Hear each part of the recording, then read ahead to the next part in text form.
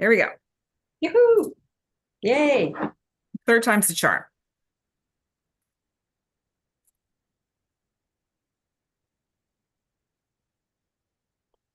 Oh, I think it's working. I think it's working.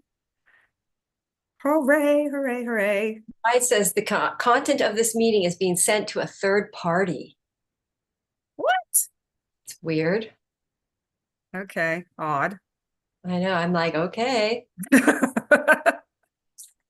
If you wish. I wonder who that third party is. I don't know. We are talking about some serious stuff here with this full moon in Taurus. So Amalia and Natalio and Madelaine Parker with you today on this very cloudy, gloomy day in South Florida. It looks a little brighter in Sandpoint, Idaho. Not so much. It's gloomy. Ah, yeah. You've got some interesting Rainy. energy. Got some interesting energy to talk about and to share with you. We are talking about the Taurus full moon, which will be on November 15th at 4:29 p.m. Eastern at 24 degrees, 0 minutes. Yep. So it is right on it. No deviating off of that 24th degree. So Madelaine and I were chatting before the live stream. And for those of you who are waiting for us live, so sorry, there was some Zoom changes and I had to update some things, but we're here. What's really interesting about this upcoming full moon is that there's I feel like we're still in that intensity of the Scorpio new moon. Okay. It's the 5th of November as we're going live. If you're catching the replay, that this is the day we're doing it. And Scorpio is already very intense. And we've got, at this full moon, we're going to have the sun will still be in Scorpio. The moon is in Taurus. And so we're bringing, to me, it feels like that the emotional depth of Scorpio to that kind of grounded, yet there might be a little bit of it's like that fluctuating grounded energy. Like you don't feel fully solid. Like you can take a step and your foot will hit the ground. It'll land, but you may feel a little wobbly, like you're going to lose your balance in the process.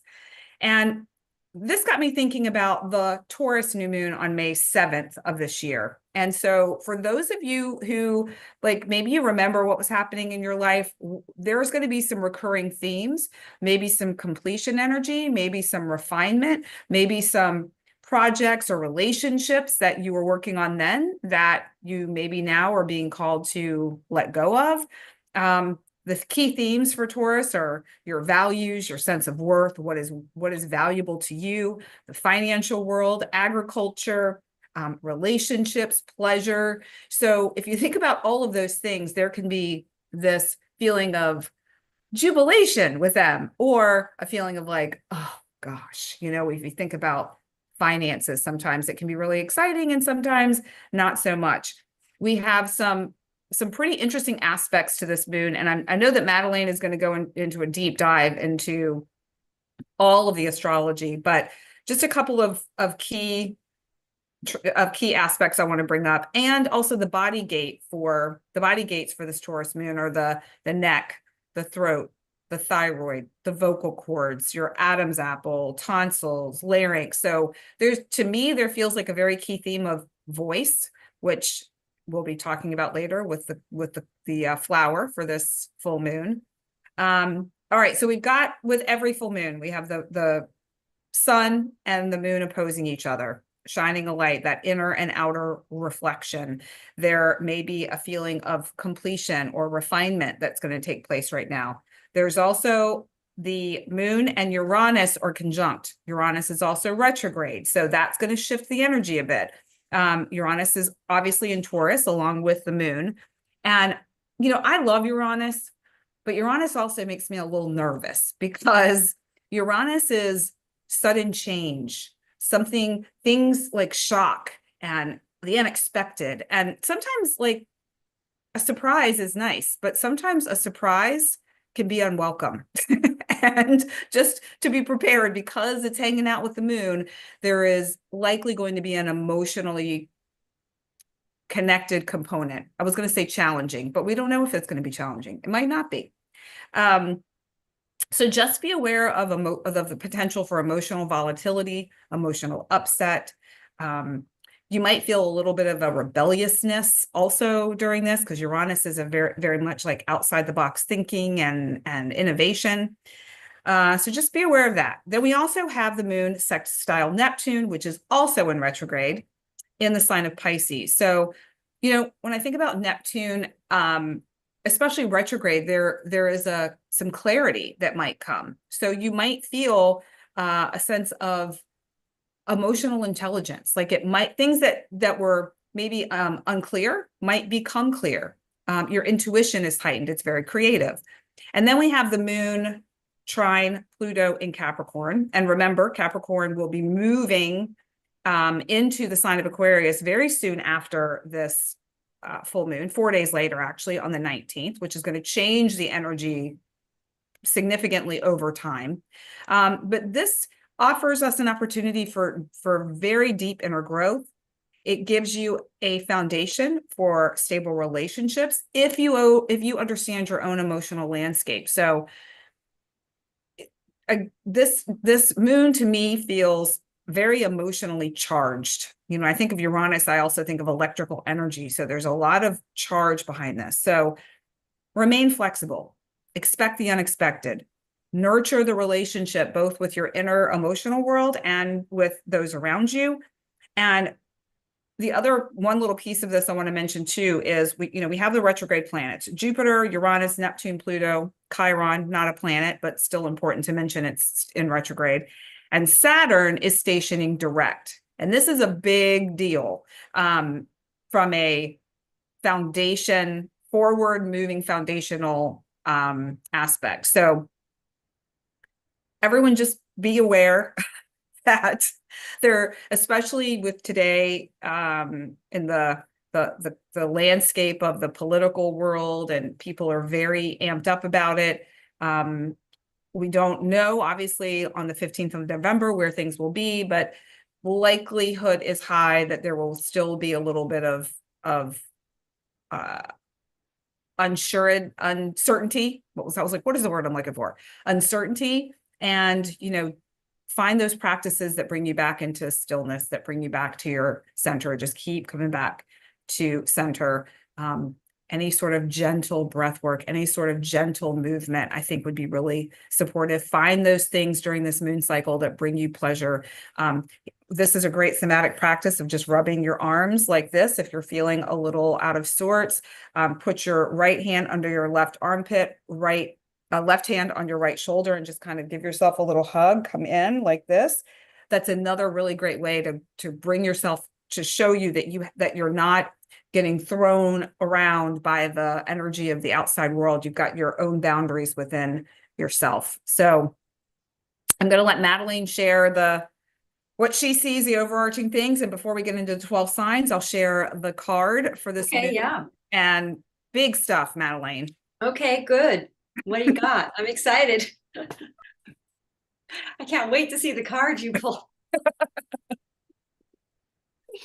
So what's shaking in the stars there, Madelaine? Yeah, it really sets the whole tone of the read. Thank you. Thank you. Yeah. All right. So do you want to share your screen? Oh, I thought you. Oh, okay. I go first, then you pull the card. I was waiting for the card. Oh, okay. Do you want me to share the card? I'll do it now. Oh, and whatever you want. Sure. Well, I suddenly really want to see the card. Okay. All right. Well, you know what? It's our show. I'm going to show the card. Yeah. All right. Yeah. So here we go. Ooh. This is the Grevillea. Interesting. Now, the Grevillea is one of those that activates fearless speech. And I find this fascinating considering the areas of activation with this Taurus full moon, the vocal cords. It's like, what are you speaking about? It's like listening. Keep going. Yeah. It enhances engagement with others. And so if we can think about this from the perspective of our emotional world, can we engage with others from a loving place, from a grounded place? With this card here too, or this flower, there is a fear maybe of hurting someone's feelings. So how can you speak your mind and speak your truth while honoring where someone else is coming from and the intention that they and the setting the groundwork for them to honor you? I feel like this is a really beautiful time for us to be able to have an exchange of ideas, an exchange of opinions, an exchange of beliefs in a way that honors where everyone is. Not so much my way is the right way, my way is the only way, you know, my belief is it. It's really allowing everyone to have their space to share, their space to align with their truth. Yeah, I mean, it's just Very really interesting. being able to be authentic in our interactions with others. And I feel like that may be the challenge for this upcoming full moon, is for all of us to feel that sense of safety, Taurus, in being able to communicate, Taurus, with others in a way that feels secure, that feels safe, that feels like we're being heard. Always a conundrum, I think. So for at least for me, when I'm really speaking for my truth, and I really would like someone else to feel that with me and to be with me, and they may not, and to find a sense of stability without having outside approval, without having somebody else say, yeah, I agree with you, or yeah, that's right. So the Gravelia. Well, that's interesting, because what you just were talking about made me want to look at what Mercury was doing, because you're going into communication, and Mercury is opposing Jupiter on this new moon, full moon. But what's very interesting about that card is the message of this full moon, these are my notes, is to burn and purify. That card totally looks like that. Burning, yes. Yep, burning, and like I'm studying Vedic astrology right now, so I'm really reading about the nakshatras and everything. And this is part of the sky that is Aries Taurus, and which is literally like, you know, it's ruled by the fire god Agni, and it is literally like warrior. It's sorry, I've started. Were you done? I should. No, yeah, you're good. So yeah, please. Yeah. I'm going to turn a light on as you start to share, because it got very dark. So I'll be right back. Okay, sure. So yeah, it's part of the sky that is represented by the god of Agni, which is fire, and it has both signs of Aries and Taurus in it, which is very warrior, which is very Tarzan. The story of this Kritika Nakshatra is about a child or young boy that's a orphan and brought up in the wilderness, and is wild. He's feral, and he has a sword or a knife or a sharp edge, and he's just like wild.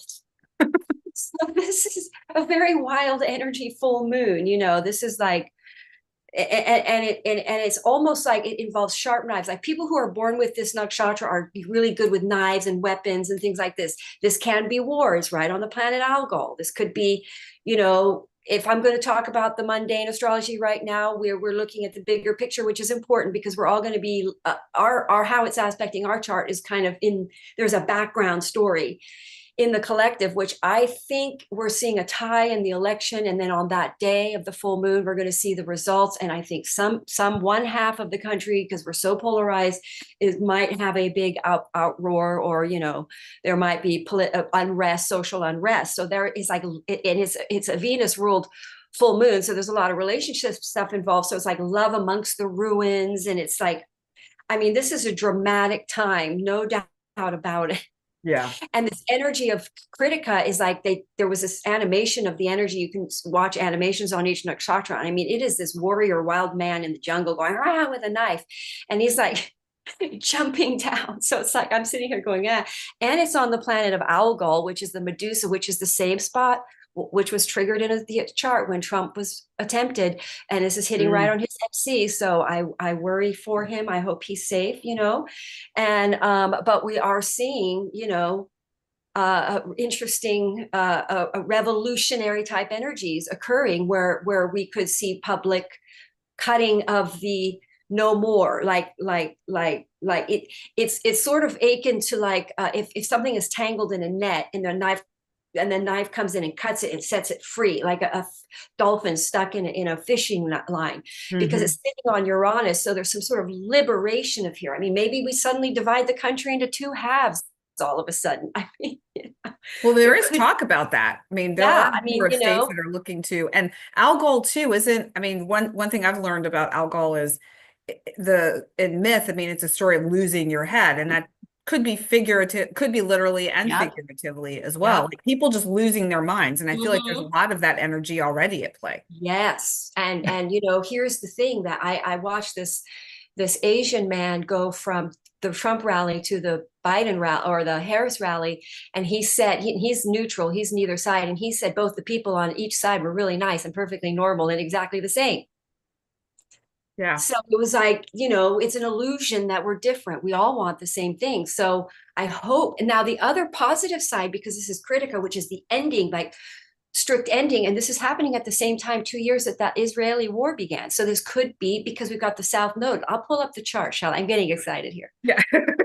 It could be that we end the war, because I'm going to pop the chart, because when Uranus is in the picture, it's a wild card, but I'm going to Yeah. try to be as detailed as possible as you can be with Uranus in the picture. But whatever the outcome is going to be, like you say, Uranus is always positive. There is a liberation out of it. Critica is, we're cutting some kind of thing in our personal. Now I'm going to shift to personal lives. We're cutting some kind of entanglement, some kind of something that is holding us back. We're having courage. We're having this definitive energy of like just severing some kind of thing that's holding us back, a fear, and this is a time of shift and a sudden radical shift and changes in our lives. So we're going one way and then all of a sudden we're going another way, like whoa.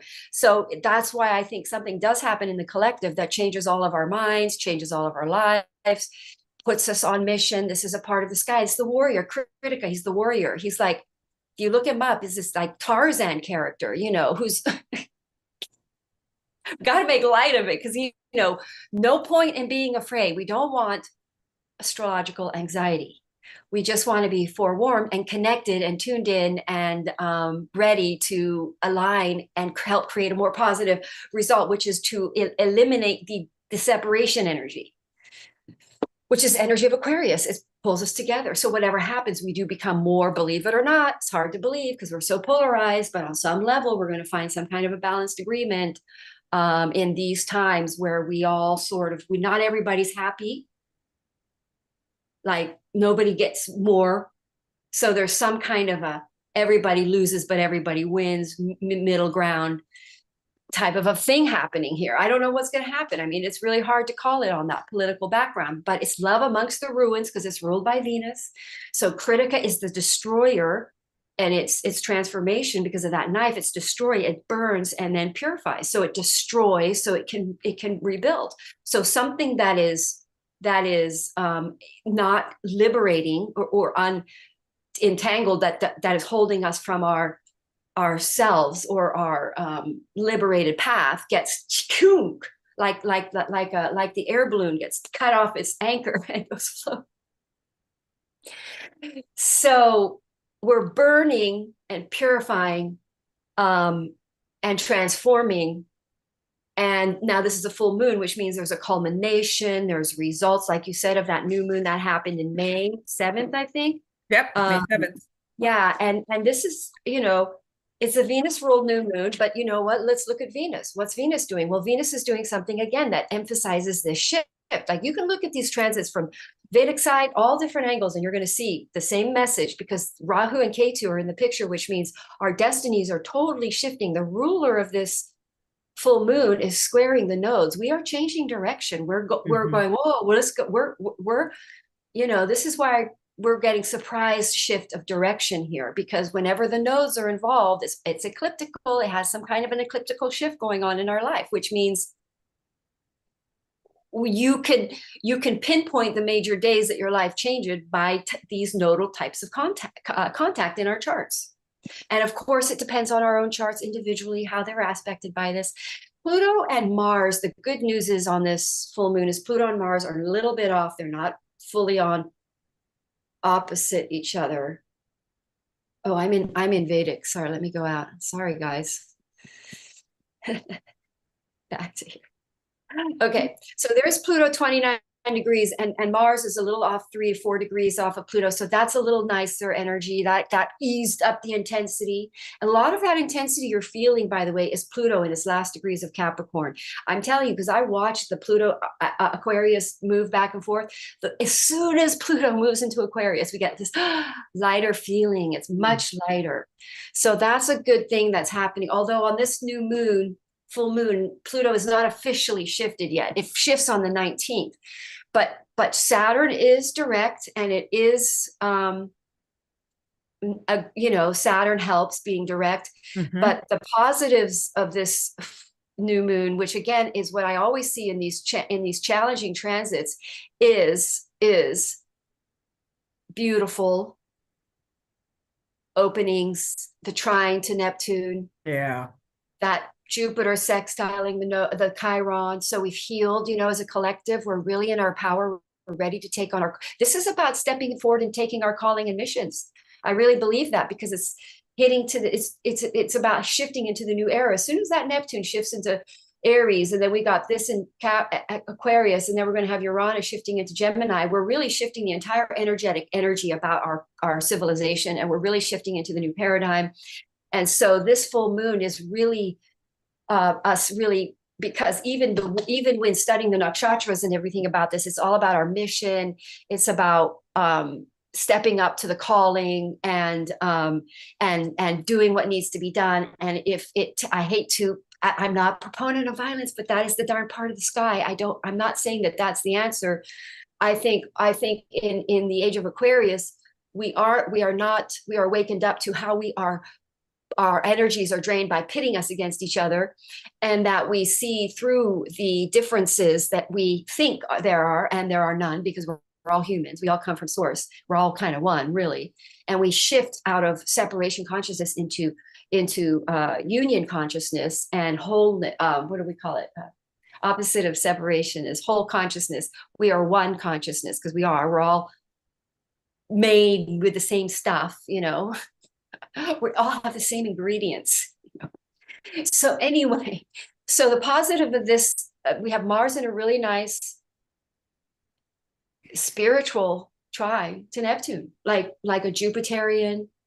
This is higher consciousness. We're growing as a collective. We have we're awakening to higher consciousness, higher truths.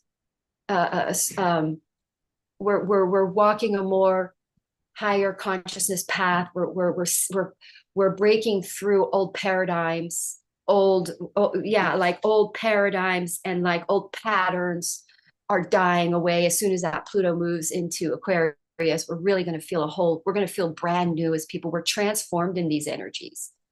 So something, we're going to go through all the 12 signs. So something in our charts, we are making some kind of a mental, because at Critica, we're making a transformative shift in our lives, and redirecting and seeing what our true mission is. I can kind of see mine already. I can see it happening. So we're sort of waking up and making sudden shifts and changes in our directions, and feeling very called to action, called to purpose.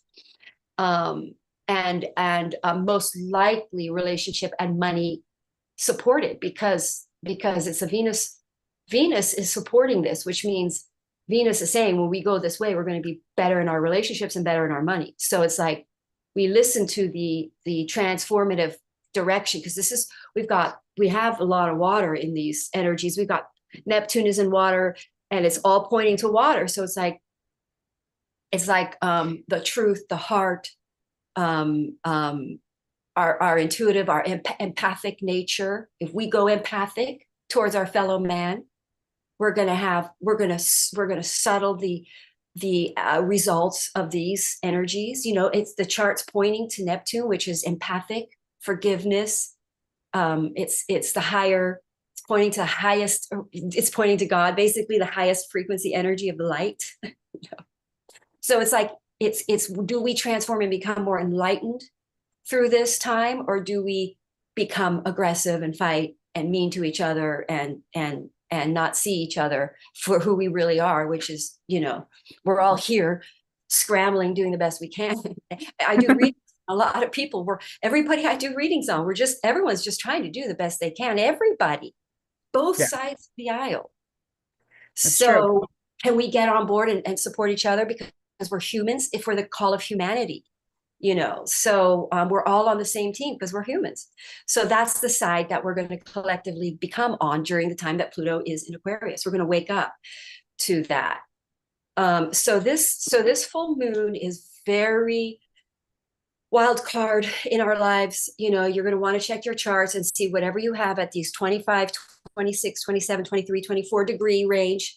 If you're in a fixed sign, prepare your lives to be uncomfortably changed because they are going to square the fixed. Like when you do that thing, you pop up, you're going to see that share that actually. Yeah. Yeah, go for it. Oh, I'll stop my share. Yeah, because that's like uncomfortable for the fixed signs. They're not going to like it. They don't like these radical shifts and changes. But the point of these radical shifts and changes, and the reason we have Uranus and Taurus right now, is to rattle things to stability. It's to rattle the faulty structures so that it's stable and it lands on the ground on a stable. And so your fixed signs are sorry, go ahead. Go ahead. Finish your thought. Yeah, your fixed signs are Scorpio, Aquarius, Leo, and what did I leave out? Scorpio. And so this full moon will square you. So there's crisis in action and potential trigger. That's not. Yeah. So Aquarius, Leo, we've got Scorpio here opposing, and then Taurus. So you're going to feel it if you've got any planets or points in the 19 to 20. What was it? 27. So 19 to 29 degree range. You'll be feeling this in any of these signs: Taurus, Aquarius, Scorpio, Leo. And Madelaine, what you were saying before is kind of what I was saying earlier about like when you take a step, it's like you're not feeling like there's, your foot will land, but it just feels very unstable, uneasy. Well, that's coming from someone who's got a lot of. I think that's because you feel it because so strong because you've got a lot of fixed in your chart, which I think is very interesting. I think you are probably feeling that quite strong. Yeah, yes, I definitely do. Mm-hmm. Yeah. And there is, I think for everyone, there is a little bit of that feeling. I've had a number of calls today with people that really are not sure how to handle the energy that they're feeling coming from all directions with the election landscape. And one gal that I had a call with today was asking me, she's like, well, what are you doing? What is it that you're sharing with people and what are you saying? And, there have been a few times there's so many people that have so many things to say about what's going on. And what I was feeling guided to do was to be silent, to really just be in a space of allowing events to unfold and just kind of standing on the outside with just like an observer. Just sending love to everyone involved and finding a place of peace in whatever way they can. And that's easier said than done for some.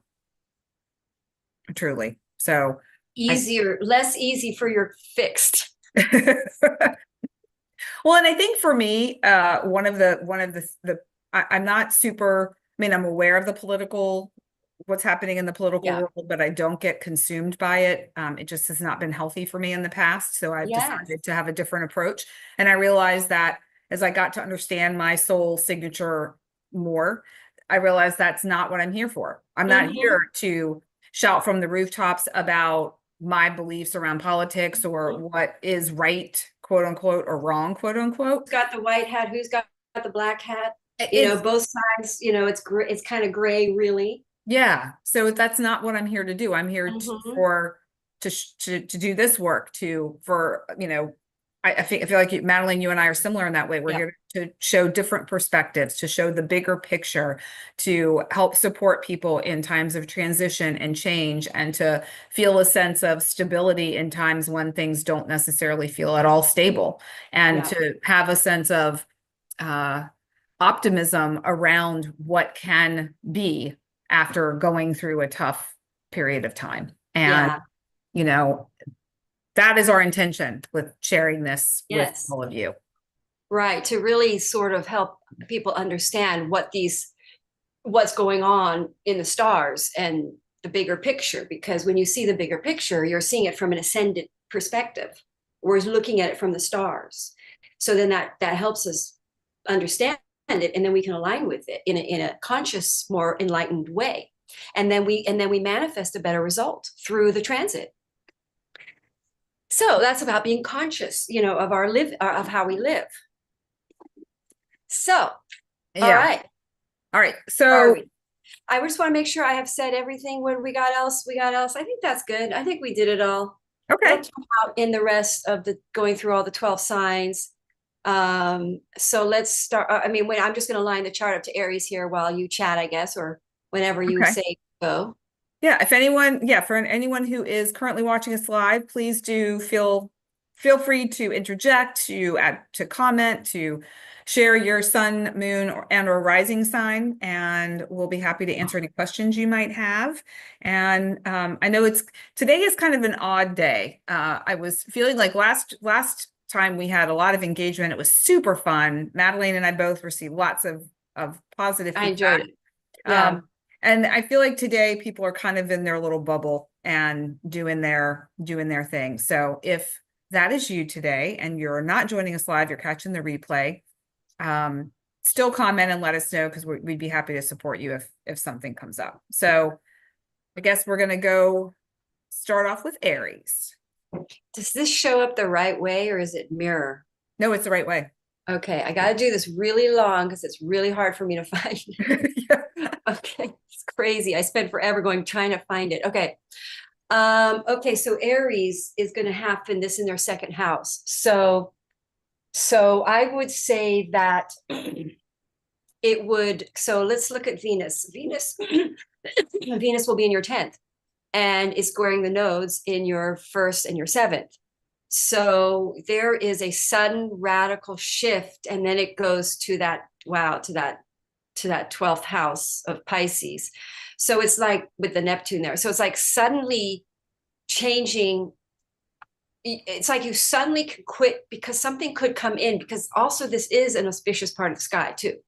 So some kind of new way of making money, because that you initiated on that new moon, suddenly bears fruit, and it's harvest on this, and it really upgrades your finances. It's a way to make money that means you can end your other ways of making money, like you can, and also you end some kind of a fear, because this is what's, I think, if we're using these energies the right way, where that knife, that cut is cutting a fear. It's stopping us from not going an abundant path and being liberated and being free. So it's like you suddenly cut some old way of seeing things, and some old fear around money is just eliminated, and you just become a warrior, and you step forward on a cause and a mission to earn money in a way that's really involving your talent and your calling. And again, this is a relationship transit because it's ruled by Venus, so it most likely will involve, now here's what's interesting, is we've got the nodes squaring that south node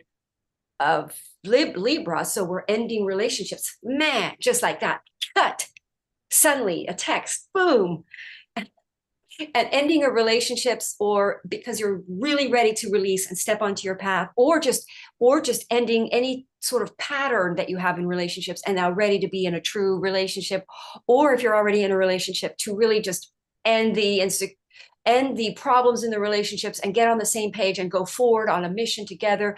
And this is abundant, sort of a culmination of a new seed that we planted in May 7th that now bears fruit and enables you to really expand abundantly and be liberated financially in some sort of magical, all of a sudden way. I mean, that's pretty nice, huh? That is pretty nice. Yeah. And it does involve partnerships, because you've got the nodes in your 1st and 7th. So I think we're going to get that as a theme throughout because it is a Venus ruled. So go ahead. Sorry. Okay. No, that's great. I think, I feel like that covers kind of the big topics for most people: money and love. Mm-hmm. Mm-hmm. It's like, those are the two things that I feel like we really tend to spend a lot of energy on: money and love. Okay. So for Aries, we have the saguaro cactus, and this was actually the flower for for Leo during this most recent new moon in Scorpio. So I'm very familiar with this sort of energy and what it brings to the table. And I love this for Aries because it offers Aries a place to dissolve any misaligned or disharmonious intentions. So if you're thinking about this in terms of wealth creation or values or anything like that, like, what is their approach? You know, what is your approach in these situations that could lead to a potential for financial prosperity or the potential for a partnership? There's also an energy of your willingness to be of service. So this is not so self-oriented. It's also has to do with another. Again, that just back in with what you were saying, Yes. and then there is still that fearless independence, which is a bit of an Aries trait, I believe. So Yep. you're not losing who you are in this. You're just expanding what's already there. So I love the saguaro cactus in that way. And it's also a flower that blooms in very harsh conditions. So you might have a little bit of a challenge that comes up in this energy, but know that you have all that you need in order to move through it and find that stability that you're looking for. So you know what, I think I know what that's, after seeing that card, I know what the Aries cut, what they critica, what they go coup on. what is it? Their egos. They now they cut that ego out. They break through their egos, and that mind, that idea of them, whatever, something they think they shouldn't do and it's their purpose, they cut that ego, like they go a spiritual path, and most Aries don't believe in that. So it's like they cut that limited belief or limited thinking, you know, and then they expand into their soul's truth, you know, that breakthrough. It's definitely a breakthrough thing because it's Uranus. Well, that looks like one. Yeah. No doubt about it. Nice. So let's look at Taurus. Well, you know, Taurus. So Taurus, this is in your first house if you're Taurus rising. But again, if it's in your sun, we don't know what house it's in, but you're going to feel this, Taurans, no matter what. I mean, taking a deep breath. You know what? I like it though for Taurus, because I think that Taurans are being rattled out of their security, and you know, if you came here as Taurus, you were here for this transit to shift you out of some sort of fear of not trusting God in the change, because that's why they don't like change, because they don't think they're going to land okay. But now you're supposed to trust the change, trust the earthquake. This could be an earthquake too. So it's like, trust the earthquake, trust that you'll settle and land. Like, that's what Taurans have to do. They have to trust the change, right? So we are going to settle after this. It's not always going to be this unsettled energies, just while Uranus is in Taurus, and that's going to change and go into Gemini soon in May. So anyway, so for Taurans, you're going to it's the moon right there. It's like a radical change in direction, radical change of mind. If something comes in from that new moon that was initiated around May 7th, that just suddenly liberates you. You're like, your Venus planet is in the 9th house. Maybe you suddenly travel, or you have a completely and utter new radical belief. Now it involves Venus. So maybe your mate, maybe your spouse. Some Taurans could maybe get into a relationship if you're in your later half of life. It could be your second partner coming in there on the 9th house. But a lot of that is around, and it's Capricorn up there. So there is some sort of a mission and some sort of a new belief to serve humanity, and to be that's what this is, a humanitarian new moon. And it's about, and it is very auspicious if you step into a humanitarian purpose, which means you're motivated because you know what you do heals and improves life for humanity. Then you've got this motivation. It fills your cup, and it makes you want to feel. It makes you love to be alive on the planet. So it's like Taurans are breaking out of their comfort zone, trusting the change, knowing they're going to settle. Like you're watching something like an old structure break, and you just got to sit there and watch, like you said, just watch it where it lands, and then grow from there. But this is basically mostly in the identity of the Taurus, because it's in your first house, mostly on what you think, or what you, like you say, way more authentic, real version of Taurans are coming out. The truth of a Taurus opens up here.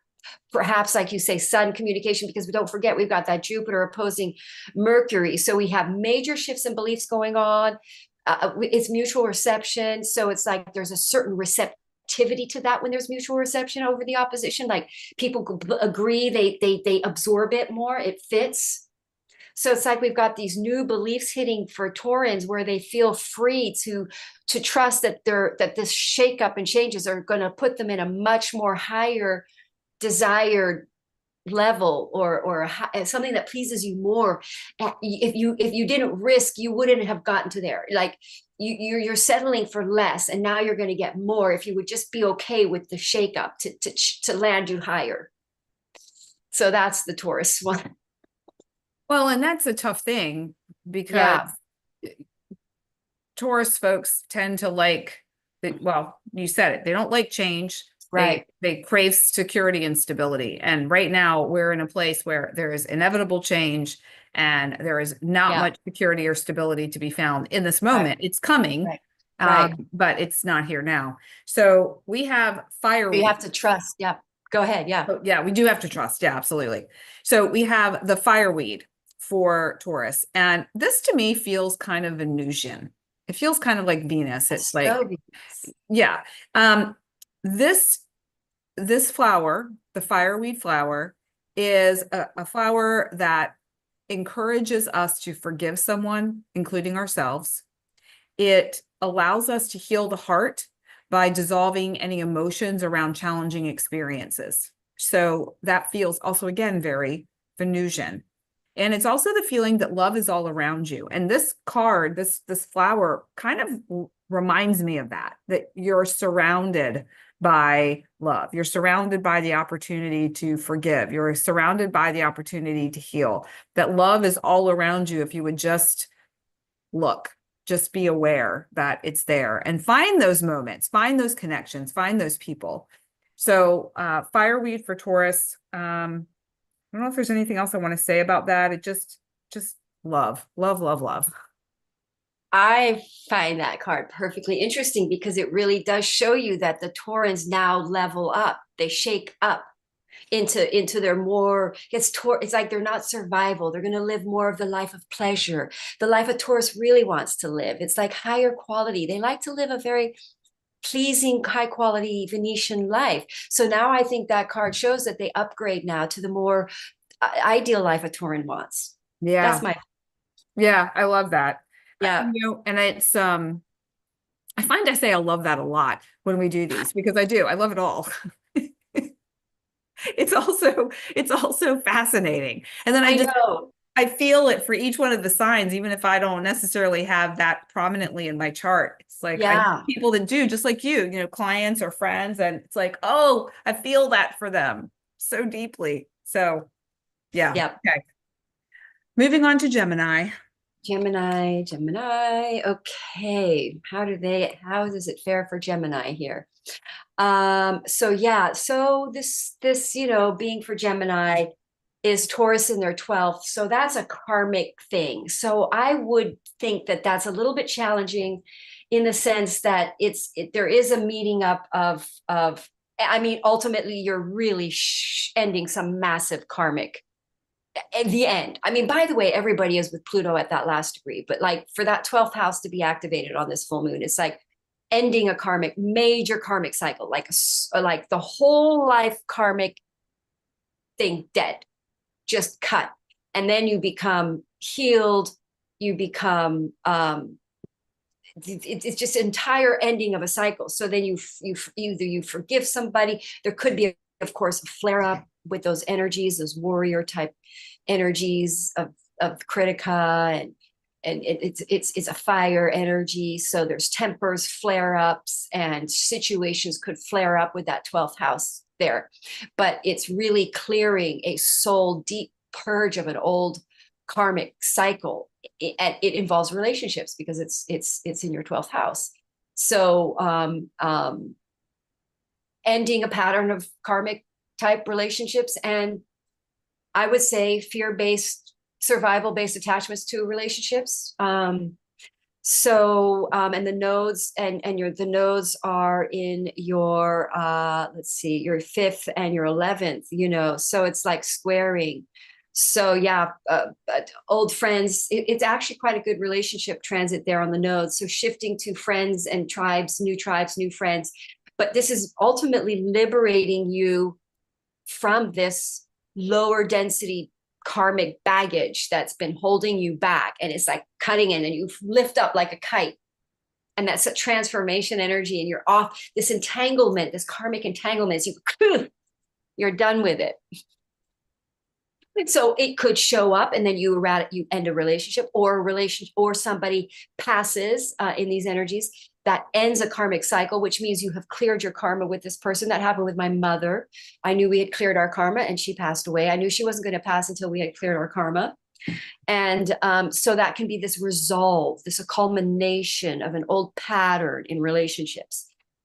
So go ahead. Wow. It is storming ferociously here right now. Really? So, you know, like I'm looking out my sliding glass doors, and the wind is literally taking the rain sideways. Wow. It's crazy. That's a sign, because it is an emotional, fiery, emotional, passionate sun in Scorpio, just to add that. So I think it's a sign that this is emotional for, yeah, definitely. Not Gemini. And well, it's been like this for a while. So I feel like it's a message for everybody. All. Yeah. Yes. Okay. So here we go. We have the lilac for Gemini. Nice. This is kind of a sweet card. Again, we have a little more of the Venusian sort of colors and energy here. It activates flexibility. The message is adapt quickly to changes. So there's going to be some change in Gemini's life, which makes sense with the 12th house, full moon, for sure. This is what I really love about this one. The acceptance of things and people as they are. Mm-hmm. Accepting things and people as they are. And that feels very apropos right now in this sort of energy, particularly for Geminis who can see both sides of things. They can you know, be in that space, and the ability to embrace change. So for any Geminis out there who really have needed to make a change in their life, now is a really opportune time where they will have the cosmic support to give them that feeling like they can do it, that they can activate that change. So I love the lilac for Gemini. That seems like yeah, I guess I just always have to have a little comment on it, because the cards, yeah, I would think that that's like, because Gemini is supposed to be very mercurial and fun and light. So I think there's some sort of heavy density energy that's cleared from their psyche body that enables them to be lighter, more fun, more playful, because Mercury people are here to learn how to play and not be so serious. So it's like some kind of thing that is very serious is eliminated, and they lighten up. Yeah. I can smell the aroma of that flower. I know. It's so beautiful. All right. So Cancer. Okay, Cancer. Moon people ruled by, they're often Cancer and Leo feel these transits pretty strongly. But it is in a positive angle. It's a sextile to your 1st house and a trine to your 7th house. So it's positive for your relationships and for you. And it is in your 11th house. So that's a really positive placement, because in the 11th house is lucky gains, long-term goals, interesting, very interesting, coming to fruition, coming to resolve in the full moon, a culmination. So something that may have been started longer too ago, which could have happened when Uranus moved into Aquarius, because we've had several lunations there. We had a whole series of eclipses there. We had the Leo and the Scorpio. We had the fixed sign eclipses right before these. So basically some sort of liberation occurs for Cancers in the realm of social media. They may end, there may be an ending of a particular tribe, group, associations, and that are not supportive. And now the Cancer is liberated to go forward more on a joint thing with other half, because it trines your seventh house, or a partnership with somebody. So it's like you're going forward with some sort of project, mission, you're calling. I do get that card a lot. And suddenly surprising, perhaps being seen or known, your social media taking off, because the 11th house is being seen. So all of a sudden, you know, your status changes completely, because that Critica energy is like, it's like just cuts it, changes it, just ends one thing and it transforms it. So it's going to go one way or the other, depending on what's going on for you in your social media platforms or whatever. But basically, it's a liberating of anything that's weighing you down, relationships or groups that are weighing you down. And then like Venus is in your seventh house and it's squaring the nodes. And so there's some sort of shift in your careers, and some joint partnership or soul contracted relationship starts to really bear fruit and shifts your career in some pretty radical way, because you've had the eclipses there in your 10th house. So you might be seeing now the ecliptical changes those eclipses have been stimulating in your charts. And you can't really see them because they're seeds. It's hard to see where these changes grow, which seed is going to grow into the big change, or which little plant that's growing. But one of these steps forward very strong, there's some sort of very strong success in this. If there is a crisis, then perhaps there is again, because you've got Mercury in your 6th house and Jupiter in your 12th, ending some sort of fear around communicating in your work, sort of a breakthrough in communication and speaking what you know, or being who you truly are, because Uranus there in your social media house, you're able to really break through your ego. And that ego, that's a lot of this energy in the Critica, and that you bust through and you sort of overcome some kind of self-consciousness. I can kind of feel that. Because we have to get out there and do it. So eventually it burns off. That's what this is. This is a burning and purifying of the ego, in my opinion, for the general mass. And so for Cancer, you're burning and purifying the ego around your social media and your public persona. And then you're liberated. And then you are most likely going into some sort of joint partnership. So collaborative is very blessed. Go ahead. Yeah. All right. Well, we've got some more red. So here we have red and white in the white magnolia. And I wish, I'm trying to see, like you can kind of see the dimensionality of this flower. Has more, yeah. Yeah. There's like a lot. It's subtle, but there are things happening with this flower. It's like, it's because of my light, but it's so dark here. I need the light on. So you can see like behind me, it looks like it's nighttime. Yeah. 4 o'clock in the afternoon here. Wow. Okay. So this card, the message is you are divine. That there is something in Cancerian's life that will be changing in a big way. I think you were speaking to that as well. Yes.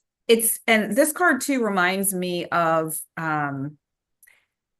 looking beyond what is obvious. Like, you know, you see here that you can see one thing, but when I slightly tip the card, yes, you see another dimension to it. So maybe for Cancerians, there's a whole nother dimension that you've missed that now is opening up for you. And Madelaine, you were reacting, so I can't wait to hear what you have to say about that. Look beyond the obvious, see what's deeper, trust divine timing. So that's pretty much what Magnolia is here to tell. Wow, because I have been asking for a sign, and you just literally sent me that sign, because you know, I channel this archangel, right? This kid, right? And that's kind of maybe what my calling is to tell this story, right?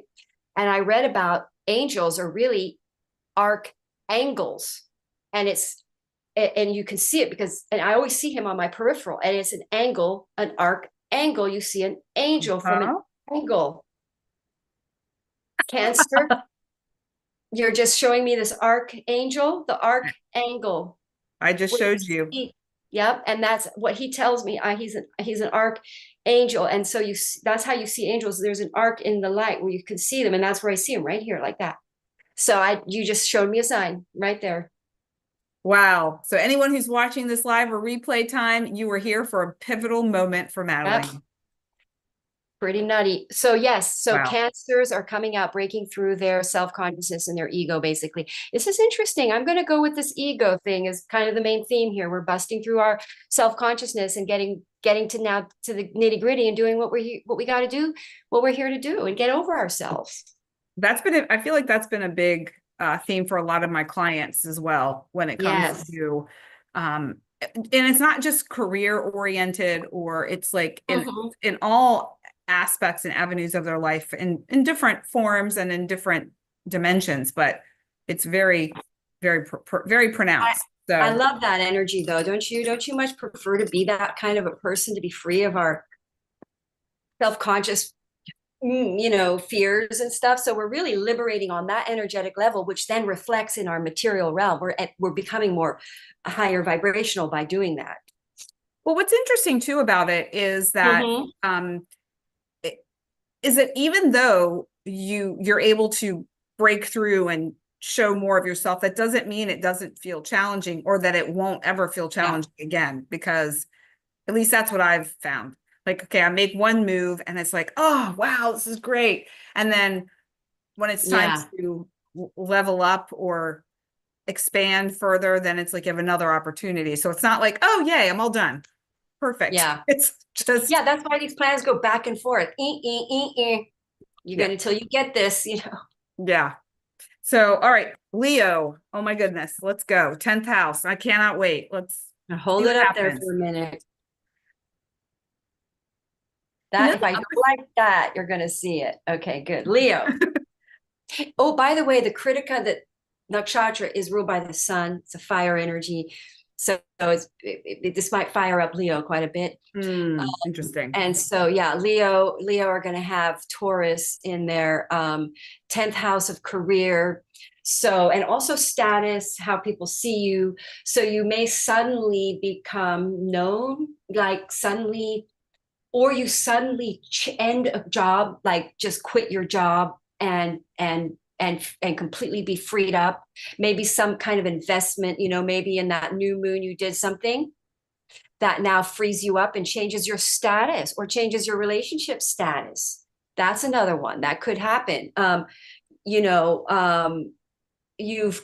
changes something involving your relationship, work with your relationship. So you're going to have Pluto in your 7th house after this, which is going to really transform your relationships and who you are in relationships.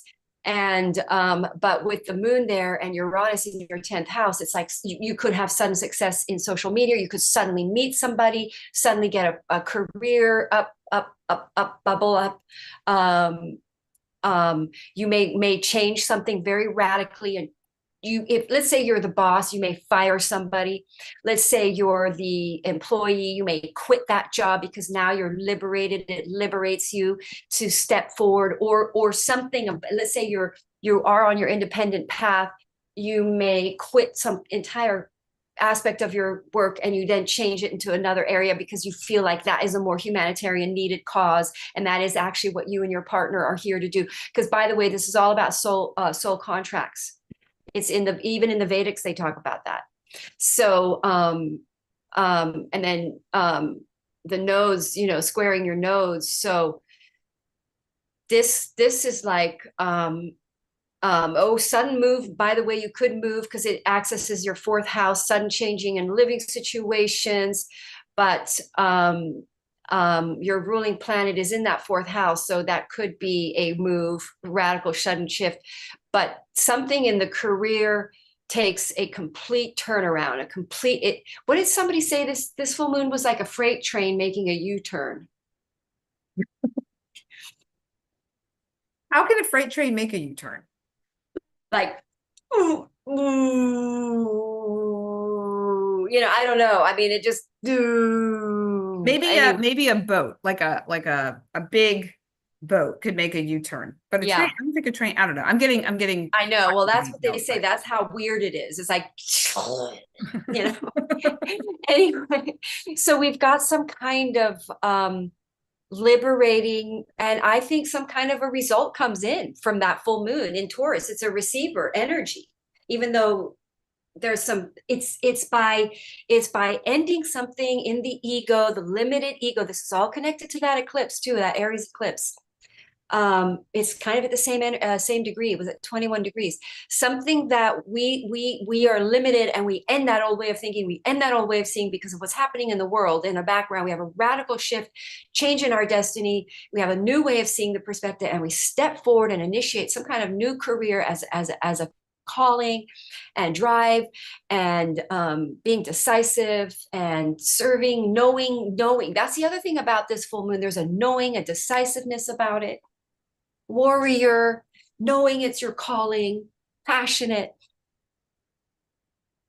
Leos know about that. It's funny. Yeah. As soon as we started talking about this, I got really hot. Did you? Yes. Wow. I was like, whew, I feel hot.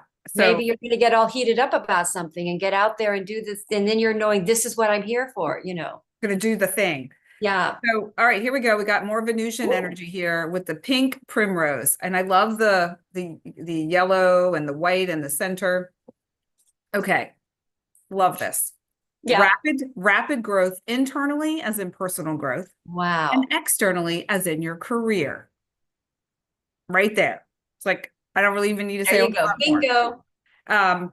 However, it's fearless readiness, thinking outside the box. And I can say for me personally, I've been really reflecting on that. Like, how can I share what I'm meant to share, the information, in a way that's playful and fun and interesting versus me just talking, maybe some play acting, or maybe I even thought about utilizing some photos or like capturing moments that would draw people's attention and then want to understand what was going on and how that might affect them and their life. So really interesting with that.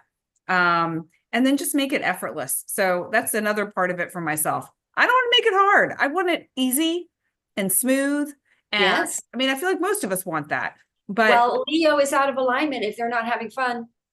And it's too heavy and it feels like work, and it's just, you're out of alignment for Leo. You're supposed to be fun. And just like the center of that card, you look, I said, sorry, I interrupted you. Go ahead. I'll get say.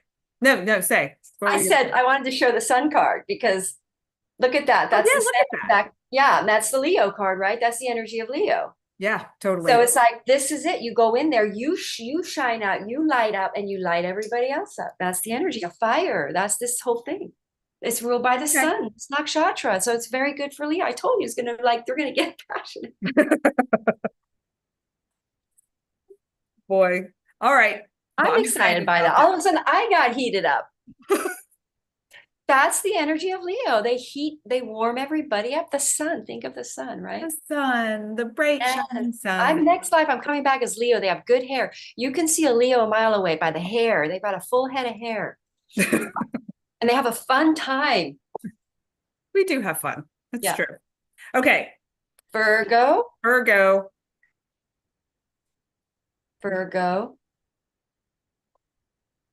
I mean, I have a full head of hair too, but I'm just saying Leos are thick hair. You see them a mile away. You go, that's a Leo. It's our mane. Yes, Dan. Which is why when my hair was falling out so drastically and dramatically, I was like, oh, wait a minute. I don't know what I would do. That's not good for Leo. Yeah. No, not good. Not good. All right. Just like Sagittarians. Sagittarians is the thigh, ruled by the thigh, right? Yeah. And if a Sagittarian has weak thighs, they're not in their power. They have to keep strong thighs. Just throwing that out there. All right. So Virgo, you're going to have this in your 9th house. How exciting is that? That's like a suddenly being freed up to travel. Suddenly just like freeing yourself up, or from an old belief that's been holding you back and really not enabling you to go forward in relationships, because there's a Venus quality here. So it's almost like some radical shift in a belief that makes you very, very, very spiritual. And you suddenly believe in some sort of higher love, or you suddenly believe in astrology, or you suddenly believe in, there's definitely a liberating of an old rigid way of seeing things, and potentially relationship coming in, because you've got Saturn there in your 7th, but also because that is a later in life partnership house as well. It can be. And in general, you'd have to have other things going on in your chart to indicate a relationship for that one to happen. But but this is a liberating idea and a belief that literally changes your direction and path in life. Because I mean, that's kind of for everybody, but for you guys specifically involving a limited way of seeing spirituality. And where is that Neptune pointing to your seventh house? You kind of wake up to a spiritual calling and a joint, you make a decision based on this new belief that you want to do something or step into a spiritual pursuit or calling or purpose, and involving your partner, because it's making a nice sextile to the seventh house. And it's, again, there's a really positive energy to this. It's almost like this is love amongst the ruins. I'm telling you, I love it, because this is a destructive energy where we burn the unpurified, and that's our ego. So you can see that as actual, outplay in, violence or cutting things in alcohol or whatever, or you see it as just done with a way of being that is causing you to have stuckness in your life or way of thinking. You're breaking free of an old belief that enables you to now go forward in some sort of spiritual mission with your mate. I mean, I can think of some Virgos, they might suddenly, they wake up to unconditional love. Maybe a relationship comes from the past that they wouldn't have allowed back in their life. Well, then they realize this is a spiritual, because that ninth house is spiritual, that trine to your seventh house. This is a spiritual mate, like your true divine mate, your counterpart. Because Jupiter is the energy of your divine calling mate that supports your calling, that you come together for calling or to have a child. It's about expansion. So for Virgo, this is, now again, you could have to end an old religion. You quit your religion radically. If you're religious, you come from a religious background, or you just become very religious about something, all right. Wow. And you have a new one. You have a burn and purify. You burn an old one away, and now you purify to a new pure truth, higher truth. Well, the navel orange blossom for, oh, see if I can, yeah, it's this light because I had to make it on. Yeah. This card, the navel orange blossom for Virgo, is very much inspiring. So you were talking about all these different areas of life that they might feel inspired by when it comes to like expanding their knowledge, traveling, expanding experiences, relationships. So this is a flower that reminds us or gives us the message of it's good to be alive, and there's inspiration all around. You also feel like and this connects with what you were saying about potentials for a relationship. It breaks down those walls inside that you may have created to protect yourself in some way. So it allows you to open yourself up to a person, or maybe to a belief system, maybe to something that you have closed yourself off to before. But what I also really love about this is the colors of the card. It's got the oranges and the yellow, so it's very creative. There's a sensuality to it. There's a bit of a playfulness to it. And there's also personal power. So all of those energies for Virgo. Yeah, I think that's all. That's it. Well, that's interesting, because a lot of the reads I do in relationship readings, a lot for Virgo, the man or the male will have a wall up. So it feels like part of this Critica thing, this knife, this cutting, is cutting the old walls down, which is ego too. So it's like just cutting it out the wall and breaking free from a wall. That's another emancipating energy. It's interesting how walls, they don't want to feel, they're afraid of love and it's too deep. So they put walls, protective wall. This is the energy of protection too, I forget to add. So there's this like protective wall up a lot of people have towards love. Yeah.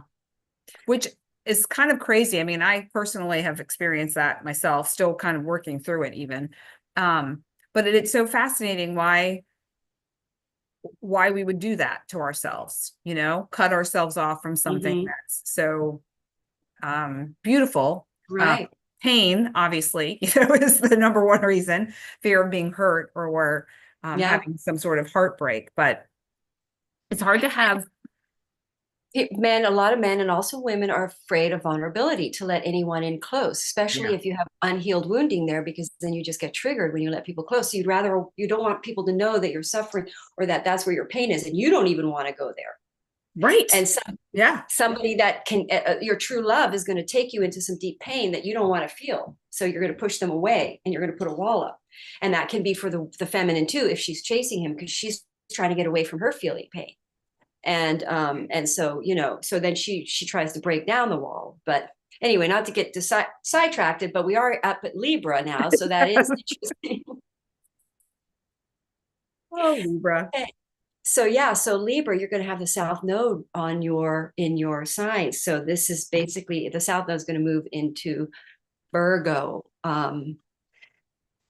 in January 1. So this is the last releasing of toxic patterning in relationships, and that Venus square. So there is some sort of toxic patterning in relationships that has put you in the wrong relationships. And I know a Libra ascendant who's going through this, and you now go the right way. You now you end that pattern.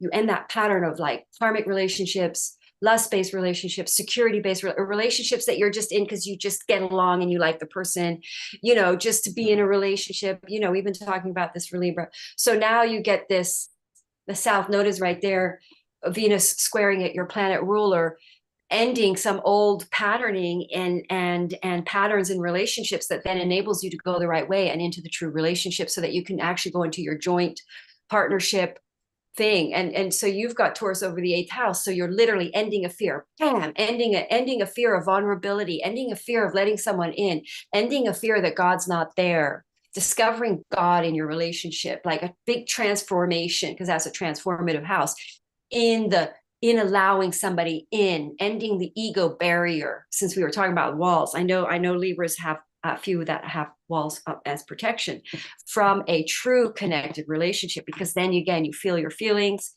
Libras don't like that as much because they're air energy. They like their head space.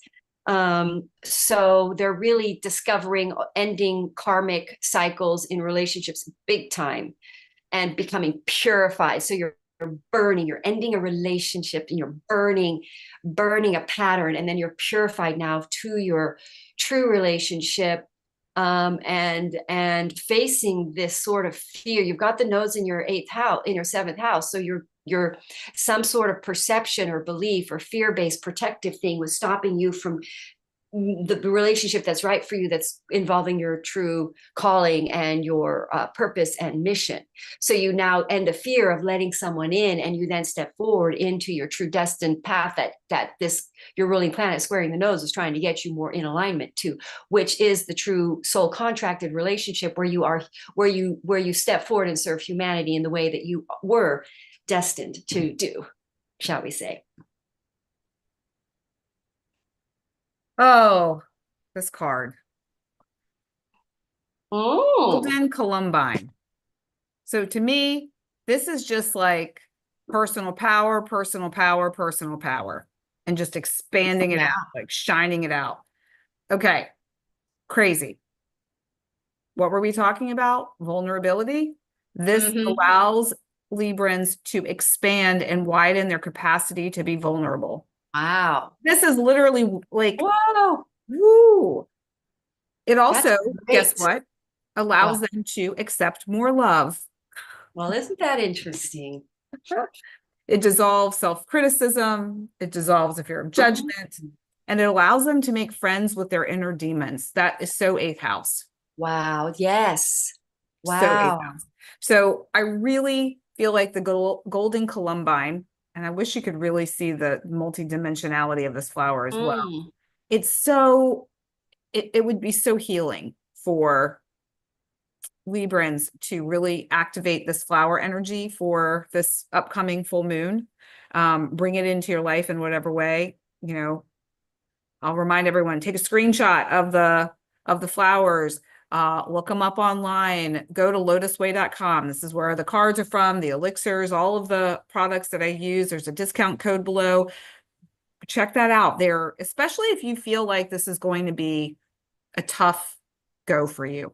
you know, when you're feeling like this might be challenging. And I think eighth house and 12th house transits It's can not be a easy. bit difficult. So this might be a good time to invest in a little support. So Yes, the eighth house is a moksha house, which means it's a liberation house, but it is one of the more challenging houses, and you do face some major fears. I mean, you're facing this fear of letting somebody in is not like a little thing. It's like big thing. It's like I mean, this is like a paralyzing type eighth house fear where you think you're going to die. It's that kind of a feeling. yeah, those are tough. Those can be Yeah. tough. Okay. Or pain. You come in contact to a deep pain. So, okay. Scorpio. Scorpio. Scorpio, ruled by Mars, which is in Leo right now. So Scorpio, hold that up for a minute. Scorpio has Taurus over their seventh house of relationships. So they could radically end a relationship. Most likely, most Scorpios are going to end a relationship. If you're in your true divine partnership, you've already been through these eclipses and you've been in a relationship and still together, you're there. If you've made it through, if you were in a relationship during those Taurus Scorpio and you're still in a relationship with that person, you're good. But a lot of people who are not with their true person, they're going to end it if they got into another relationship since all those eclipses. And I know a couple of Scorpio who have. Those are going to fall apart. There's definitely some serious ending of codependency, and if you are in your true relationship and this is like ending some sort of nonsense or some sort of baloney in the relationship. Like, I'm not going to do this anymore with you. I'm not going to argue about this anymore with you. This is who I am. I'm not going to. And if you're in the right relationship, it's okay. It's going to stay. And because this is the Scorpio Taurus axis, so it's, that's in your seventh house, this Taurus thing. So there's something where you just change a pattern and a, shall we say, old cycle of behaving, and you're just done with this. You're just done. Let's just say you've been doing all the work in the relationship. Taurans tend to be sort of we're looking for Scorpio, so Taurus over your seventh. Let's just say you rule by Mars. Maybe you put a lot of effort into your relationships. Something about what you do in your relationships, you're done. You're done of doing this, and you're liberated, and you become more yourself. It's probably on some way that Scorpio probably, I would say, wants to please the relationship, or always somewhat focused on the relationship, or being, shall we say, dramatic in the some kind of a habit, some sort of a destructive way of being in the relationship ends, and they may try to destroy because this is a destroying energy. Like, maybe this is something you stop doing and you go, well, he may walk out on me now because I'm not going to do this for him. I'm not going to make him dinner every night anymore, right? So he may end it because he thinks, or I'm just using that, and it's a silly example, but like, oh, I know like someone who said the guy wanted them to do a different job or quit that job, and say, no, sorry, I'm not doing that, you can walk. And then if it's your right person, they stay. But this is very courageous. This is that warrior, like, no, I'm not doing this anymore. I'm setting a boundary. I'm setting a big boundary. You either take it or you leave. I'm not going forward with you. I can't be free. I can't be me.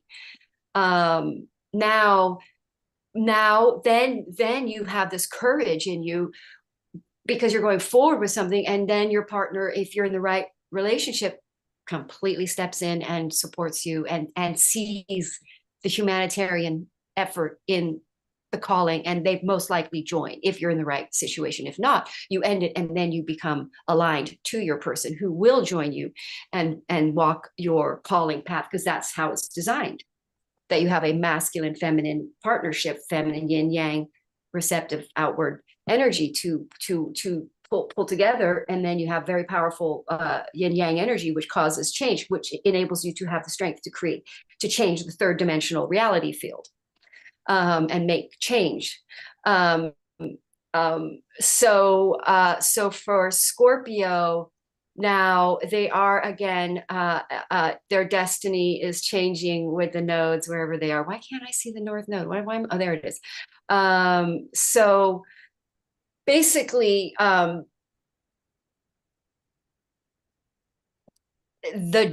because the North nodes are in your shifting there in your sixth, you're going to shift to being of service in some way that becomes very, very clear. That is in alignment with your soul contract. And this is suddenly stepping into service really radically and knowing what that is. And it's like, oh, that way, boom. This is how we're going to be of service. Ah, this way, you and your mate. Like, okay, we get it. This is the way we both can do it. That it works. So it's like finding that stable ground or finding that mission, because it's in your sixth house. We've got that nodes where you and your mate do find collaborative agreement and are able to really do what you're here together to do, to be of service to the higher, to humanity. Okay. Well, as a Scorpio ascendant myself, I'm kind of chuckling at all of this. Okay. From my own personal experience, but mostly because of the card. We have the hollyhock. Oh, and it's 2 flowers or 3. Yeah, go ahead. 2 flowers, but this, to me, this kind of is like the mission. I mean, there's really like 2 missions even, because there's one on the bottom and 2 on the bottom here. So it's, but that they're all on the same stem. So it's how you're creating something, because right now it's in the 6th house, but it will shift to the 5th at some point, because then it's like that creative project.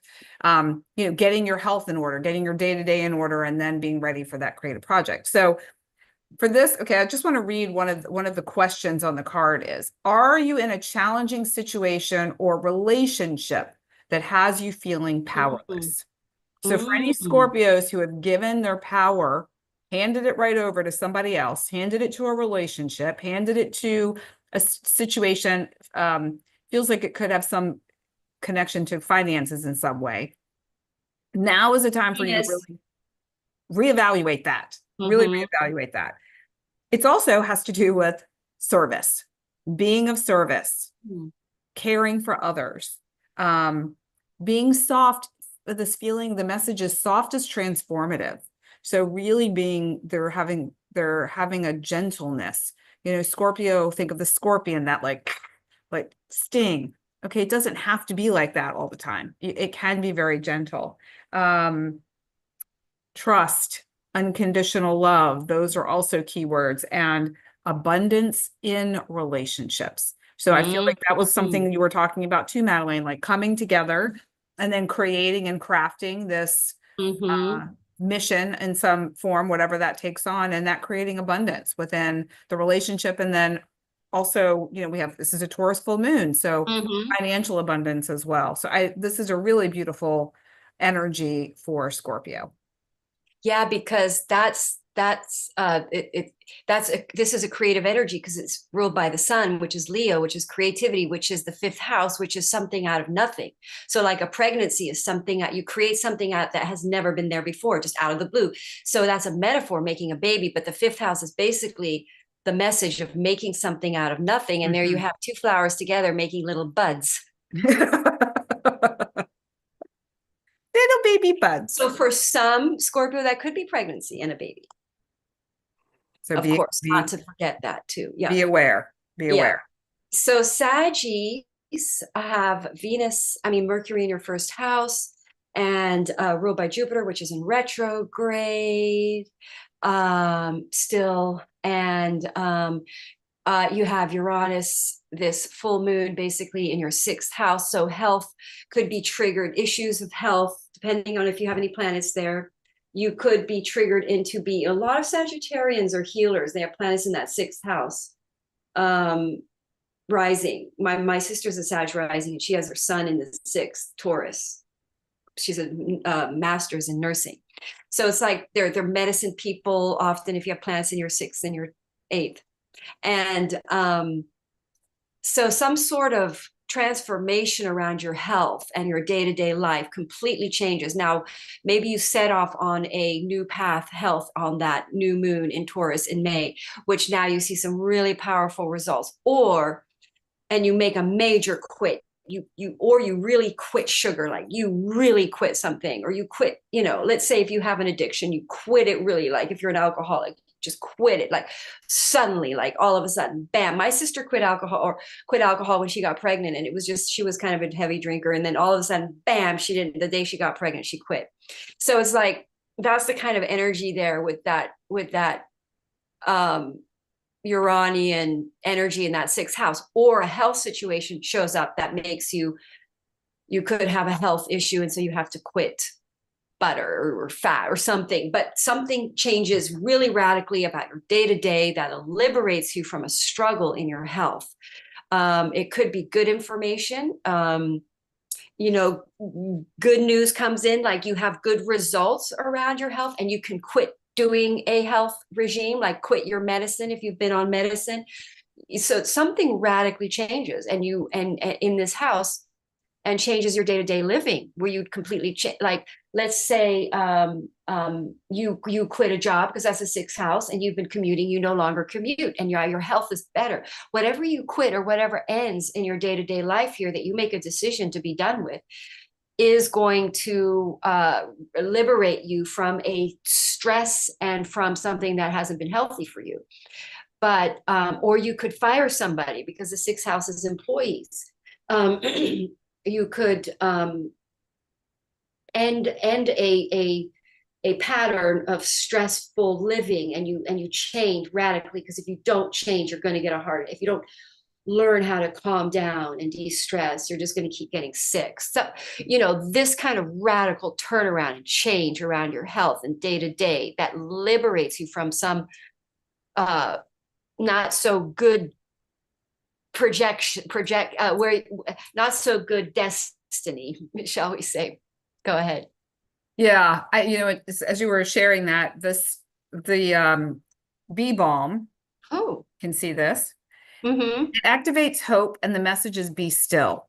Oh, And well, so maybe for Sagittarians, it's all about their about a natural balance in life, like transition into a place of, Sagittarians are very active, very go, like, okay, I got my eye on that target. I'm going for it. I'm going to do it. And nothing is stopping me. And maybe it's just like not stopping, but just bringing some balance and stillness so that you can actually line up with that target the way you wish to. And also, with that sixth house, there's some energy of a traumatic experience maybe that has happened, or that you're still finding your way through. It could be you could also be confronted with a major change in your life in some way. And how do you handle that? How do you find stillness when you're feeling unstable or uneasy? And that feels very much like the energy that this full moon is bringing in. So finding stillness, finding a place of like, okay, I know it's going to work out, will help you navigate this full moon with some little bit of ease. Yes, that is such an interesting card that came out, because something that I work with Sagittarians is they don't have to try, because you're already Jupiter. You're already like, you've got a bazooka of energy in your chart. A lot of Sagittarians have a lot of fire. So it's like, if you try and push as a Sagittarian, you will block, you overdo it, you try too hard. And that causes stress, because then they get upset because they don't understand why they're blocking something. And so it's like, this is exactly the message for Sagittarian, which is you don't have to try. Just being Sagittarius is enough. Yeah. You're just already Jupiter. You're already giving off like a vibe-raising energy, Yeah. So yeah. You don't have to work. You don't have to work quite so hard like those Capricorns. Yeah. So what's going on with those Capricorns? That's right. Okay, Capricorn. Talk about hard workers. Okay, Capricorn. So this Capricorn are going to have this Taurus over their fifth house. Very nice. So this is great. I'm glad for Capricorns. They deserve it. They do. They work very hard. This is time for them to play and be creative and be emancipated through either having a child or a new creative project. But again, something you may have gotten, I guess it's not 9 months ago, but a pregnancy may have occurred in that May, and or the metaphor of a project began, a creative, something out of nothing is now coming into culmination, fruition. It's like basically, and it is a Venus house. I mean, it's the sun house. So it's like fun, creativity, being free, breaking free from some ego restriction that where the Capricorns are too serious, because they get very serious and pessimistic. Capricorn can be pessimistic. It's ruled by Saturn, which is pessimistic. So now they're like ending some sort of old pessimistic view of doomsday attitude about something not working, and they're like, whoa, this is going to work out. Wow, this is a good house of fun, joy, relationships, being freed up of some sort of ego barrier to being more playful and fun. It's almost like it's like love amongst the ruins. It's almost like, well, everything's collapsed. I don't mean everything's collapsing. I don't mean to scare anybody, but it's almost that destructive energy of like, well, my life feels pretty destructive with Pluto having gone all the way through. You're like, whatever, let's just have a good time, I guess, forget all that like some kind of something that a Capricorn may have built may have just gone kaboom, and they're like, oh, well, I'm just going to have a good time anyway. Like, whatever, they're letting go, they're having fun, they're releasing, they're playing. This is great, actually, really nice. Now, a crisis could occur where they end relationships or projects or creative projects that were not part of their destiny, that they don't have fun in, that they need to just break free from something there that's holding them back, that isn't in alignment, and then becoming more extrovert, getting out there, being free. It can also be the stage. If it's not a child, it's like, if it is a child, your whole life changes, of course, radically, and you're going to live the way you want to live for this child because you want it to be healthy, and you're going to change the way you live. But if it's a project, same thing, you change the way you live so that you can really focus on this creative project and radically change relationships, because now it could very well be a relationship comes in that is a friend, now turns into a serious relationship. You have a good time. It could definitely be that, because we are looking at joint soul contracted projects. It takes two people to make a baby, if that's the metaphor we're using here. Interesting. What'd you get? You're like a little kid, Madelaine. I know. What'd you get? What is it? Let me see. Okay, so Capricorn, here we go. We have the night blooming Sirius for you. And to me, this feels so light and bright and expansive, just like what you were talking about, how that Pluto transit through Capricorn was so heavy and so hard. Yeah. Now looks like playtime, party time. Let's just have a good time. Fearlessness is one of the key words here. The courage to take a leap in some way. So maybe that leap might be to play. Yeah. Yeah. It dissolves any subconscious limitations that might exist. And it also gives Capricorns the opportunity to realize what their true gifts are and how to expand on them. I feel like they feel like their gift is work, like hard work only. And that's a big part of who they are. But there's also, not really, and there's also gifts that you carry that make your life easier. Expand on those, and then the work won't feel quite so hard. You'll be able to have time for fun and for play. So the night blooming Sirius, and the other thing too with this is a flower that only blooms at night, obviously. And so maybe for them they can have some fun, like playtime, like get your work done during the day, and then in the evening at night go out and bloom. Have a good time, go to a show, and the night, and now because of the season, is earlier. So it's not like you're working till 7:00 and then thinking, how are you going to go out at 9? It's wrapped up a little early, maybe at 4:30, then go and maybe have a dinner with your love, or go catch a live show somewhere, or, go, if there's some sort of activity or hobby you've always wanted to do, go take a class in the evening, something like that. Like just, enjoy your life a little bit. Yes, that is so creative self-expression, because the fifth house is creative self-expression. So it's the more that the Capricorn steps into creative self-expression, the more successful He is. They are. Love it. Yeah. And it's like, that's your true self coming through there. And it is very big and bold. I mean, the fifth house is Leo. It's another one of those cards that takes up the whole, another one of those flowers that takes up the whole card. So, and there is some confidence there. There's some trust there. It's like, you know, to step into the creative, because you see I think I've said this before, the goat will always land on their feet. yeah. So they can afford to take risks. And when they do, they're trusting God and that, or the universe, or, you know, stepping into a more abundant energy. All right. It's time for them. Yep. Right, Aquarius. Aquarius have this energy of Taurus in their fourth house. So liberating from a property, ending a property, foreclosing on a property, or literally like knocking down an old structure and bringing it down to build a new one. Or selling a house, ending it, suddenly moving, being done with or maybe family ending, family changing, getting divorced there. Again, I forget with Taurus over that seventh house. I think we talked about that, but yeah, but like suddenly moving. What else could that be?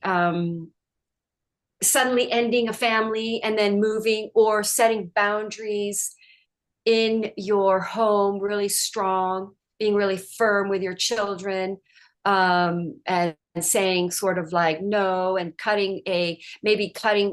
giving money to a child. Is that kind of an energy like, but somehow you're liberated here from some sort of situation at home or family that's pulling you back. Maybe a house is draining your money. It's a money pit. So you just get rid of it, and you could, you know, what else could that be, like a culmination in your fourth. I think that's kind of all that's coming to me. You may, you know, end a family situation, or you know, move out. Maybe if you get divorced, you move out of a home, or you move out of, you stop living with your mother if you're living with your mother, something like that. Or you suddenly are able to, other things happening in your chart enables you to move into a better situation, because we're really shaking up, in my opinion, especially by the look of the cards that are coming through. Okay, so this is very interesting. I've never had this happen before. Okay. So when I shuffle the cards for most of my readings, I would say 98% of the readings, I shuffle, the cards fly out, the ones that are appropriate for whatever it is. That's my system. And today when I was doing that, there was a card that came out, but then my finger kind of smacked it back down. So I pulled it out, but I decided to set it to the side and shuffle to see if there was something else that was more aligned. And so funny, I'm going to show you the two cards that came out. Yeah. They're almost like twins or sisters. Oh my gosh, that's crazy. Yes. Wow. So obviously this, let's see, this was the first one to come out, and then this was the second. So there's clearly, to me, you know, all this, the Venus energy to me is pink. I see it as pink. Yeah. Very Venusian. So we've got like very clear pink energy, very clear Venusian energy. Now, fourth house to me, mother is fairly, I think of mother as that soft pink, very nurturing, gentle sort of energy. We all don't experience mothers in that way all the time, but that's the archetype, general archetype of it. So we have the peony and the pink lotus. Now the peony attracts abundance, and it also brings in a feeling of gratitude. So the way I would translate that is that when you're in that sense of gratitude, you attract abundance to you. And abundance, when you're thinking about fourth house, might be having the money in order to move into a new home, or clearing some sort of ancestral something, family lineage something that allows you to attract abundance to you, which could offer you money for a home or whatever. Like, so many storylines here. So for everyone listening, feel into what's true for you. Then we have the pink lotus. All right, another pathway of transformation or change for them is to look within. Find that divine guidance within, and there will be spiritual insight and understanding. Again, this to me really connects back with that ancestral element for people, bringing in, especially as we're coming off of this. I mean, the sun is still in Scorpio at this point. So we still have that energy of the veils being thinner, of really being able to access that wisdom from our ancestors. And one of the best ways to access it is when we go within. We seek that understanding of what has happened prior to us in order to, create a home that's maybe different than what our lineage had. Maybe you had a very overbearing mother, and now you are, you have a child, and you're recognizing you're following the same patterns, and you have this insight of, wait a minute, I don't want to perpetuate that cycle. I'm going to do something different. So both of these cards, while having different energy, do carry a thread, a golden or pink thread that I feel like could be really supportive for Aquarians, and, feeling that sense of healing, feeling that sense of the connection with mother. And, it is the moon. We're talking about the moon cycle here. So,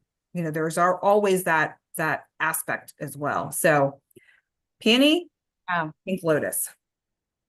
Yeah, that looks like joint partnership, goal, soul contract right there with those two cards. You know what I mean? Yin and yang, and the light workers, the Aquarians we're entering into the age of Aquarius. So it's a lot. Yeah. This is good stuff. Yep. All right. Third house placement for Pisces. Right. So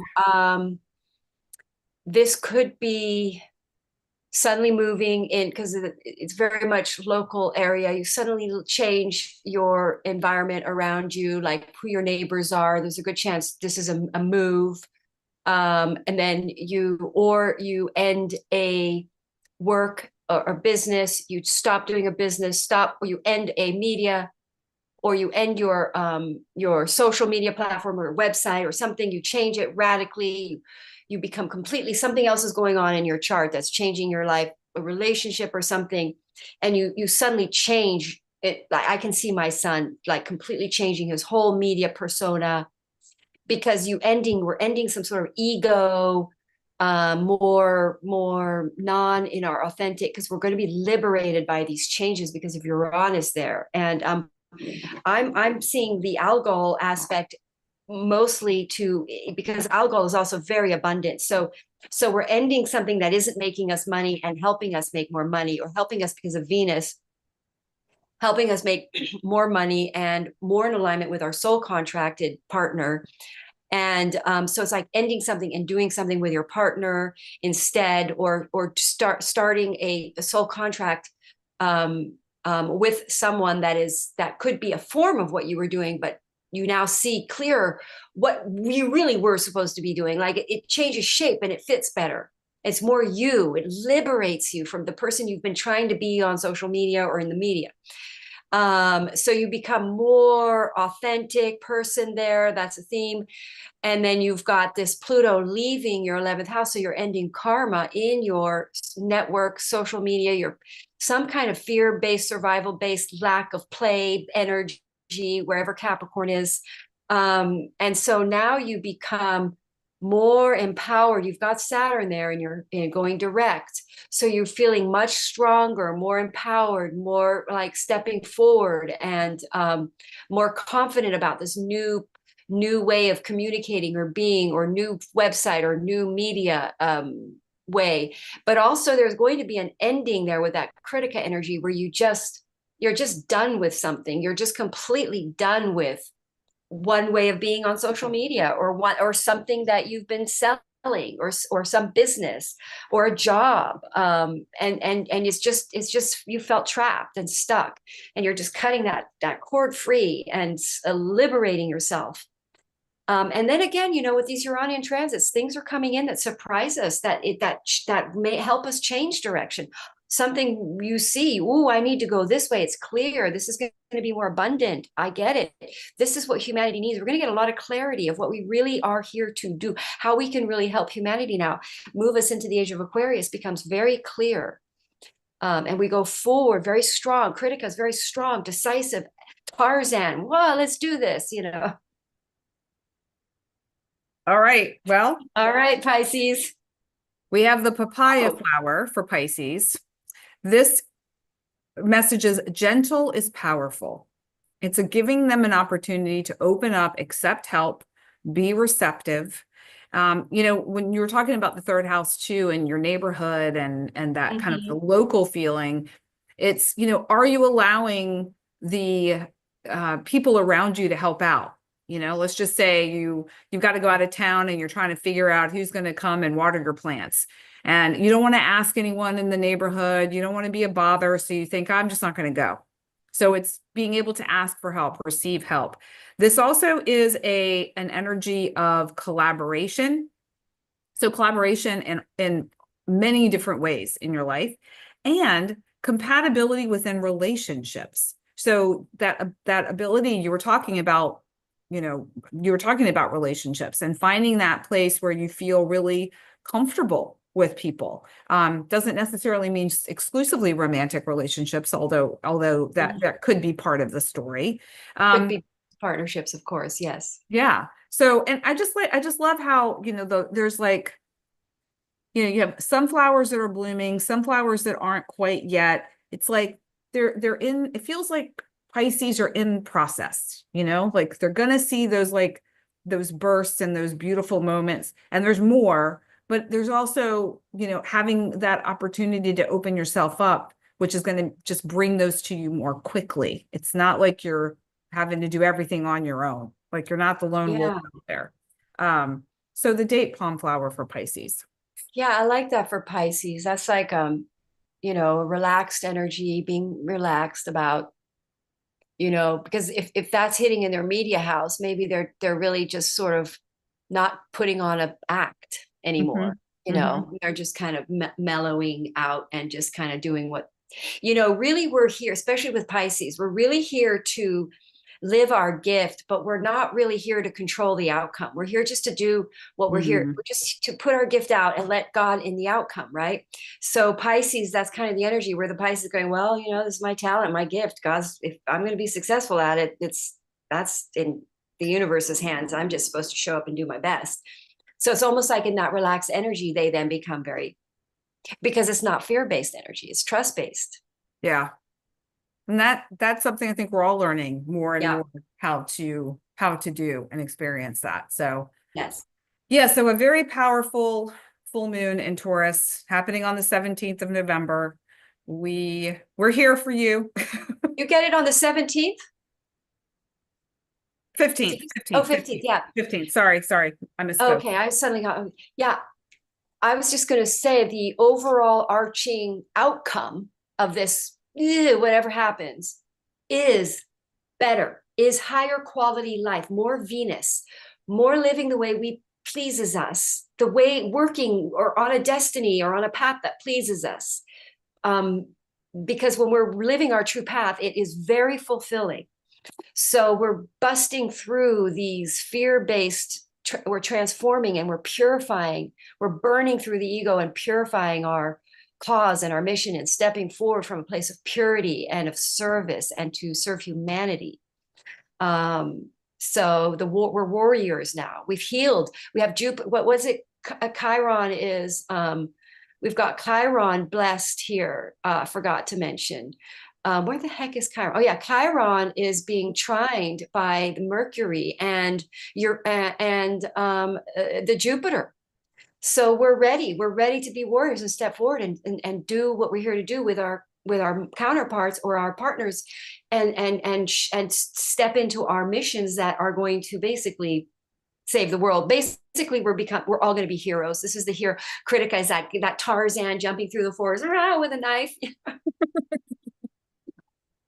We're going to go wild and that's it. We can all that's all we can do is just live our best life, be our best selves, and go with the flow of what emerges to, again, the best of our ability. And that's And about hope for the best for our country. Because I mean, the other side is there could be, you know, wars, or I'm hoping that it ends the war because of Critica being there and the South Node there. I hope it's like we end the war, but just to be prepared for, you know, other wild events occurring in the world that we can't anticipate. That could be violent, that could be war. This is a part of the sky that can be war. Yeah. And if that happens, it's part of the bigger picture plan that needs It will to, liberate us in some way. That's why I'm leaning more that it ends. So yeah, I'm praying for that. Yeah. aren't we all? Okay. So thank everyone for being with us. We appreciate your presence here. We are here for you. And we thank you for being here for us so that we can continue to do this and support you. Please do like, subscribe on both of our channels. And our information is below if you want to reach out to us for any support during these wild, wild times. So we will see you in a couple of Tuesdays, same time, same place, and we'll be talking about the Sagittarius new moon. Ooh. Stuff. All right. Bye, everybody. Thanks for watching. All right. Thank you. Bye.